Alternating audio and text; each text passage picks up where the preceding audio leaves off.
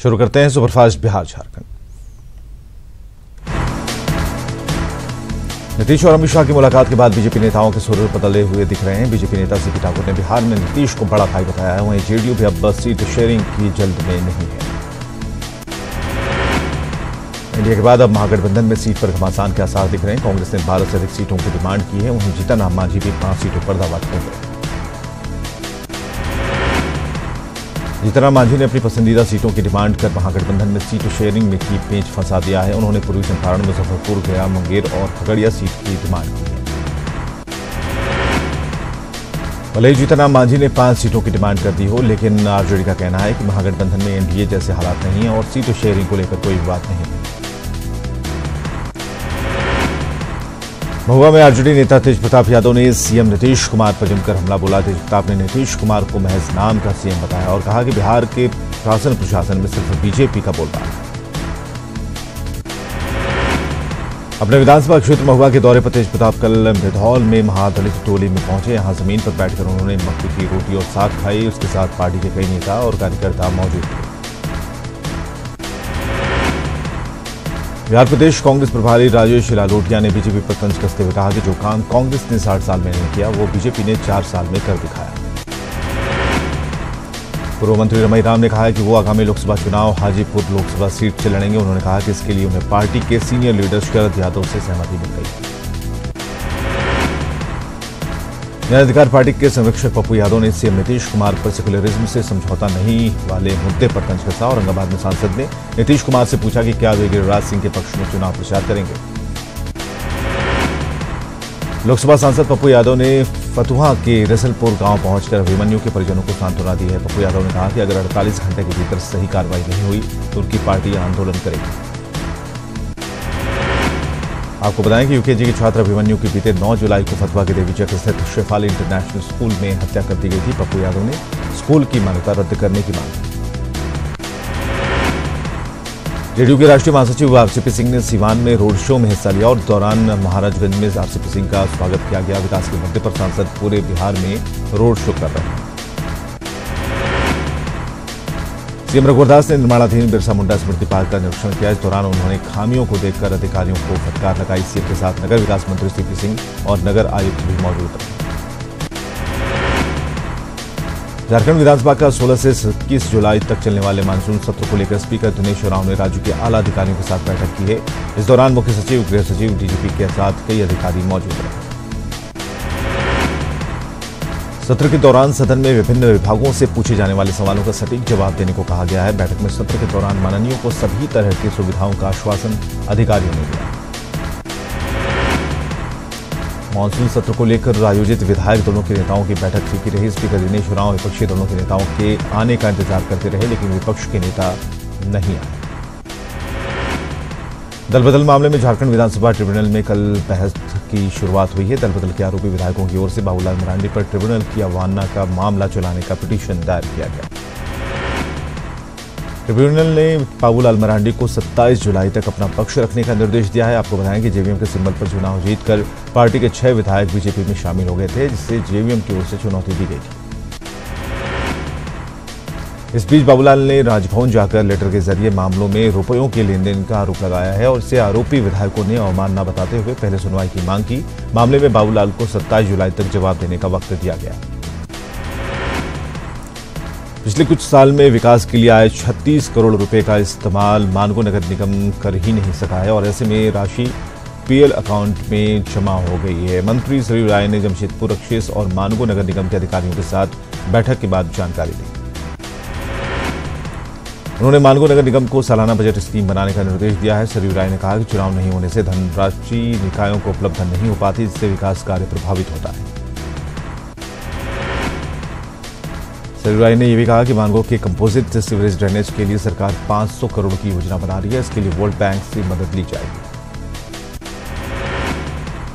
RIMS के PG में पढ़ाई कर रहे 198 छात्र छात्राओं के लिए अच्छी खबर है। स्वास्थ्य विभाग के प्रधान सचिव और रिम्स निदेशक के प्रयास से एमसीआई ने रिम्स की पीजी सीटों पर पढ़ाई कर रहे छात्र छात्राओं की मान्यता बहाल रखने पर सहमति दे दी।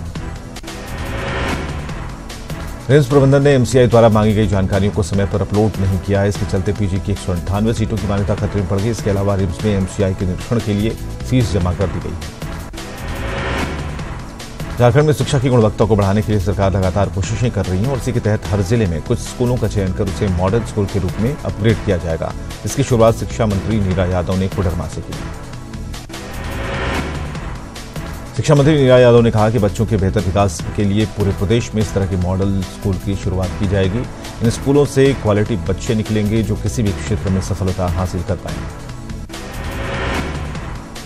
असम से बिहार की तरफ आने वाली ट्रेनों में 2 महिलाओं की हत्या के मामले में असम पुलिस ने 2 आरोपियों को गिरफ्तार किया है। इनमें से एक विपिन पांडे को कल पकड़ा गया, जो बिहार का रहने वाला है।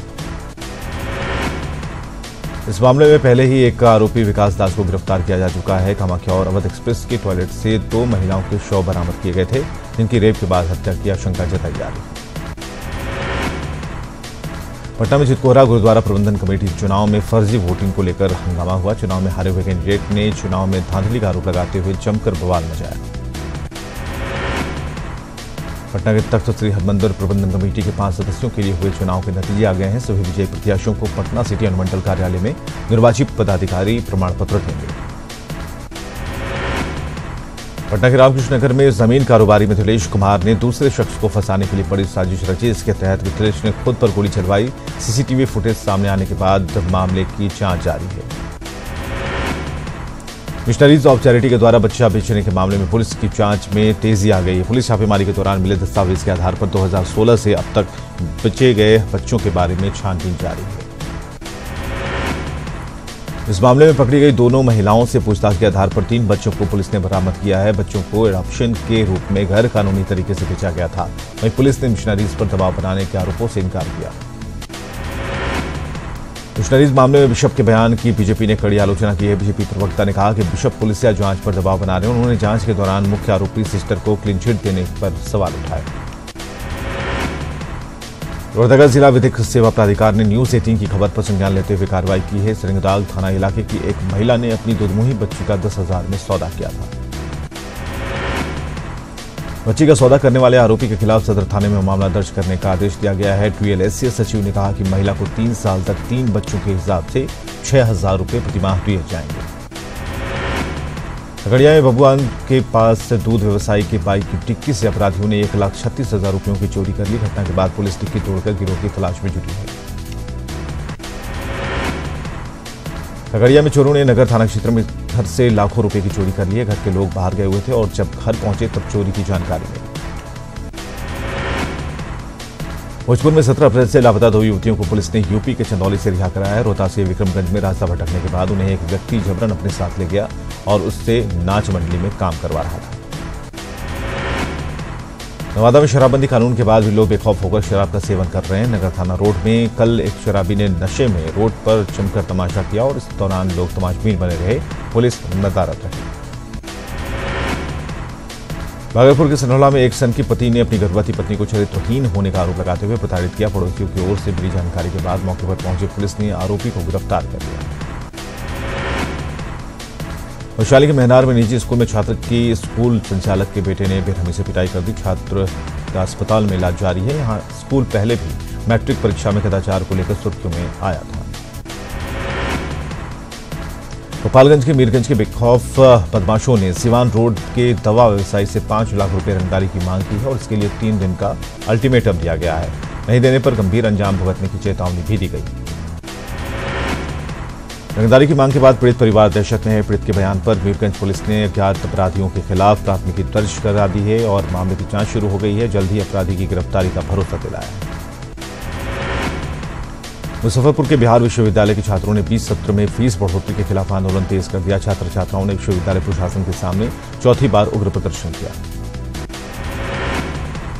2016 और 2017 में नामांकन लेने वाले छात्रों से 1 लाख रुपए फीस लेने की बात की गई थी, लेकिन कोर्ट के आदेश के बाद 2 साल पहले से पढ़ रहे छात्रों से भी 50,000 रुपए अधिक वसूल की मांग की जा रही है। छात्रों का आरोप है कि निजी कॉलेज प्रबंधन की मिलीभगत से विश्वविद्यालय प्रशासन ने कोर्ट में छात्र हित में पक्ष नहीं रखा। शुल्क बढ़ोतरी से परेशान छात्रों ने आंदोलन तेज करने का फैसला लिया है। धनबाद में कोयलांचल यूनिवर्सिटी के पीजी के छात्रों ने रीजनल सेंटर में हंगामा किया है। आउट ऑफ सिलेबस प्रश्न पूछे जाने पर भड़के छात्र छात्राओं ने पीजी परीक्षा को रद्द करने की मांग की। इधर कोयलांचल विश्वविद्यालय प्रबंधन ने अपनी भूल स्वीकार कर ली है। मामले में DSW शैलेंद्र सिन्हा ने बताया कि इस विषय की परीक्षा रद्द करने की अनुशंसा की जाएगी। पटना के बीडी इवनिंग कॉलेज में असामाजिक तत्वों ने उत्पात मचाया है। 40 से 50 की संख्या में घुसे युवकों ने कॉलेज में मौजूद लोगों के साथ न केवल मारपीट की बल्कि फायरिंग की। मारपीट और फायरिंग की घटना को प्रिंसिपल ने दबंगई दिखाने के लिए स्थानीय युवकों की करतूत बताया। पूरे मामले पर शिकायत दर्ज कराने के बावजूद अब तक पुलिस ने कोई कार्रवाई नहीं की। पटना के मगध महिला कॉलेज की छात्राओं ने VC ऑफिस तक मार्च किया है। छात्राओं ने प्रिंसिपल शशि शर्मा को दोबारा पद पर बहाल करने की मांग की, साथ ही नई प्रिंसिपल की बहाली का विरोध किया। पटना सिटी के फतुआ के शिवचक्कर गांव में युवक को 5 चप्पल मारने की सजा और थूक चटवाने की सजा वीडियो वायरल हो रहा है। घर में चोरी से घुसने और महिला के साथ छेड़खानी करने के आरोप में यह सजा सुनाई गई थी। दिल्ली से फारबिसगंज आ रही सीमांचल एक्सप्रेस में एक महिला अपने 2 बच्चों के साथ लापता हो गई। यात्रा के दौरान पत्नी से पति की फोन पर बात हो रही थी, लेकिन जब ट्रेन फारबिसगंज रेलवे स्टेशन पहुंची तो उसमें पत्नी और बच्चे नहीं थे।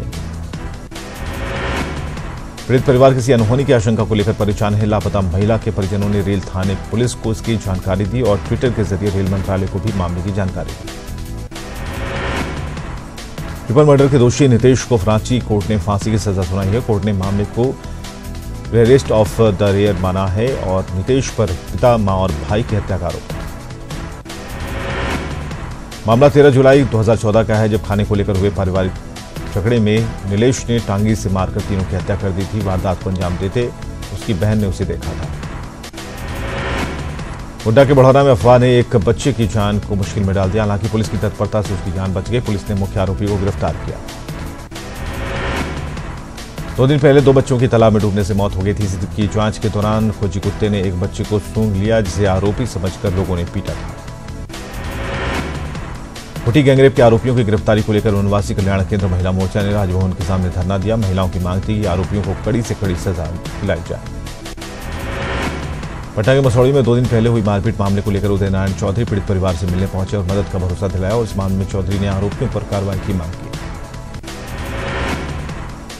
सिवान के महाराजगंज में आयोजित JDU के सम्मेलन में से पहले ग्रामीणों ने सड़क जाम कर हंगामा किया। सड़क निर्माण नहीं होने से लोग नाराज थे। आक्रोशित ग्रामीणों ने अगजनी कर अपना विरोध जताया। यहां पुलिस ने ट्रेन रेल डकैतों के गिरोह का भंडाफोड़ किया है। गिरोह के 16 अपराधियों को गिरफ्तार किया गया। ये लोग ट्रेन में लूट की योजना को अंजाम देने की फिराक में थे। बगा में पुलिस ने घुसखोर आवास सहायक मनोज कुमार पाल को गिरफ्तार कर लिया। आवास सहायक पर सरकारी आवास मुहैया कराने के एवज में 7,000 रुपये रिश्वत लेने का आरोप। बेगूसराय के गौरेडी के करीब निजी फाइनेंस कर्मी से अपराधियों ने 1,25,000 की लूट की है। फाइनेंस कर्मी के बयान के आधार पर पुलिस मामले की जांच कर रही है। गोपालगंज पुलिस ने किसान आजादी महतो हत्याकांड का खुलासा कर दिया। पुलिस ने इस मामले में 2 आरोपियों को गिरफ्तार किया। गिरफ्तार आरोपी के पास से हथियार बरामद किए गए। सिवान पुलिस ने शटर तोड़कर दुकानों में चोरी करने वाले गिरोह का पर्दाफाश किया। पुलिस ने गिरोह के 4 सदस्यों को गिरफ्तार किया। इनके पास से 3 लैपटॉप और कई सामान बरामद किए गए। पूर्णिया के सदर थाने के हनुमान बाग में युवक बंटी की पीट कर हत्या से लोगों में काफी गुस्सा है। हत्या के विरोध में लोगों ने जमकर बवाल काटा। आरोपी की गिरफ्तारी की मांग की। बेगूसराय के एक ग्रामीण को नशेड़ी की नसीहत देना महंगा पड़ गया। नसीहत से गुस्साए नशेड़ी ने डंडा मारकर ग्रामीण का सिर फोड़ दिया। जमशेदपुर के विष्णुपुर में अपराधियों ने कपड़ा व्यवसायियों की गाड़ी का शीशा तोड़कर 70,000 रुपये और कागजात लूट लिए। पुलिस ने मामले में पार्किंग के कर्मचारी को हिरासत में लिया है। दुमका एसपी की टीम ने दुमका BSO को 10,000 रुपये लेते गिरफ्तार किया। पदाधिकारी दिलीप कुमार सिंह प्रीवियस दुकानदार से लाइसेंस के बदले हर महीने 5,000 रुपये की मांग कर रहे थे। खंडवा पुलिस ने जेल में बंद कुख्यात अपराधी छोटू रंगसाज के गिरोह के एक सदस्य को गिरफ्तार किया है। गिरफ्तार अपराधी शहबाज खान हत्या, लूट और रंगदारी मामले के कई मामलों में फरार चल रहा था। चतरा में प्रतापपुर पुलिस ने जमुआ गांव में 8 क्विंटल डोडा और 14 किलो कत्था जब्त किया है। इस दौरान इलेक्ट्रॉनिक मशीन और 2 बाइक भी जब्त की गई। हालांकि अफीम तस्कर मौके से भाग निकले। सरायकेला में टीचर की गला काटकर हत्या करने के आरोपी को जेल भेज दिया गया। वारदात के बाद लोगों की पिटाई से आरोपी गंभीर रूप से घायल हो गया था। इसके बाद पुलिस कस्टडी में जमशेदपुर के MGM में उसका इलाज चल रहा था। लोहरदगा पुलिस ने गुप्त सूचना के आधार पर एक हार्डकोर अपराधी को अवैध हथियार के साथ गिरफ्तार किया। उसके पास से कारतूस, पिस्तल और सेल फोन बरामद किया गया। भोजपुर में पिता पुत्री ने सल्फाज खाकर खुदकुशी की कोशिश की। सल्फाज खाने के बाद बेटी की मौत हो गई, जबकि पिता की हालत गंभीर है। घरेलू कलह से तंग आकर खुदकुशी की आशंका जताई जा रही है। रोहतास में अवैध बालू डंपिंग को लेकर खनन विभाग ने ज्वाइंट ऑपरेशन चलाया। ऑपरेशन से रेत माफियाओं में हड़कंप मचा है। अभियान के दौरान अवैध बालू को जब्त किया गया। मुंगेर में सड़क पार करने के दौरान तेज रफ्तार से आ रही सवारी ऑटो की चपेट में आने से 7 साल की मासूम की मौत हो गई और इस घटना के बाद ऑटो चालक फरार हो गया। पुलिस ने ऑटो को जब्त कर लिया। मुंबई के महिसौली इलाके में एक तेज गति से आ रहे टाटा सुमो ने 7 साल की बच्ची को कुचल दिया। हादसे में बच्ची की मौत हो गई। घटना के बाद लोगों ने चालक को पकड़कर पुलिस के हवाले किया। बेगूसराय के खातूपुर में मैजिक वाहन के पलटने से 24 से ज्यादा लोग घायल हो गए। घायलों को इलाज के लिए सदर अस्पताल में भर्ती कराया गया है। सभी लोग काली स्थान से पूजा कर वापस लौट रहे थे। शेखपुरा के उनामा गांव में जर्जर बिजली तार की चपेट में आने से एक युवक की मौके पर मौत हो गई। लोगों की शिकायत है कि विभाग से बार बार तार बदलने की गुहार लगाई गई, लेकिन कोई कार्रवाई नहीं हुई। पटना के शाहजहांपुर थाना क्षेत्र के सिगरियामा में दहेज को लेकर ससुराल वालों पर विवाहिता की हत्या का आरोप है। मृतक के परिजनों ने दोषियों के खिलाफ कड़ी कार्रवाई की मांग की। सासाराम में एक युवक को गोली मारकर घायल कर दिया गया। घायल युवक का सदर अस्पताल में इलाज जारी। पिछले कुछ महीने से किरहंडी में बच्चस्व की लड़ाई को लेकर विवाद चल रहा था और ये गोलीबारी इसी को लेकर की गई। बैंक में रेकी कर अपराध की वारदात को अंजाम देने या फिर बैंक के नाम पर फर्जी फोन कॉल के सहारे लोगों को चूना लगाने वाले की खैर नहीं और ऐसे अपराधियों के खिलाफ कटिहार पुलिस ने विशेष मुहिम की शुरुआत की है। यहाँ की वजीरगंज पुलिस और उत्पाद विभाग ने अलग अलग जगहों पर कार्रवाई कर भारी मात्रा में अंग्रेजी और देसी शराब बरामद किया। उत्पाद विभाग की कार्रवाई के दौरान कारोबारी भागने में सफल रहे। खगड़िया के गोगरी प्रखंड कार्यालय में सालों से लंबित वृद्धावस्था पेंशन की मांग को लेकर लोगों ने प्रदर्शन किया। आरोप है कि पिछले 2 साल का पेंशन अभी तक नहीं मिला है। भागलपुर के भिकनपुर में झुग्गी झोपड़ी संघर्ष समिति के बैनर तले विस्थापित परिवार वालों ने 1 दिवसीय धरना दिया। धरना देने वालों ने अपनी पुनर्वास की मांग जिला प्रशासन से की है। मधेपुरा में डीएम की ओर से लगाए गए जनता दरबार में लोगों की काफी भीड़ देखी गई। फरियादियों में अधिकांश जमीन विवाद, पीडीएस की गड़बड़ी, सामाजिक सुरक्षा समेत कई सरकारी मुद्दों को लेकर पहुंचे थे। औरंगाबाद के देव प्रखंड कार्यालय पर राशन कार्ड का आवेदन जमा करने को लेकर भीड़ लगी रही। महिलाएं अपना सारा काम छोड़कर ब्लॉक कार्यालय में लाइन में लगी दिखाई दी। भागलपुर में टीएमबीयू विश्वविद्यालय के पीजी हिंदी विभाग के छात्रों ने कुलपति चैम्बर के बाहर प्रदर्शन किया। छात्रों ने विभाग के हेड बहादुर मिश्रा पर भेदभाव बरतने का आरोप लगाया। जहानाबाद नगर परिषद के वार्ड नंबर 9 और 10 में जल जमाव की समस्या से स्थानीय लोग परेशान हैं। जल जमाव के विरोध में ग्रामीणों ने जमकर प्रदर्शन किया, नारेबाजी की। भगवान जगन्नाथ की रथ यात्रा आज निकाली जा रही है। पुरी की ऐतिहासिक रथ यात्रा में भक्त उमड़ पड़े हैं। अहमदाबाद के जगन्नाथ मंदिर में भी रथ यात्रा का आयोजन किया जा रहा है। तापरे पारे गजपति महाराज आसंती छेरा पहरा करबा पई केही जने भक्त और अहमदाबाद और पुरी की तस्वीरें हैं जहां पर भगवान जगन्नाथ की रथ यात्रा का आयोजन किया गया है। और आप देख सकते हैं एक तरफ रथ की तस्वीर है जहां पर हजारों की संख्या में लोग मौजूद हैं।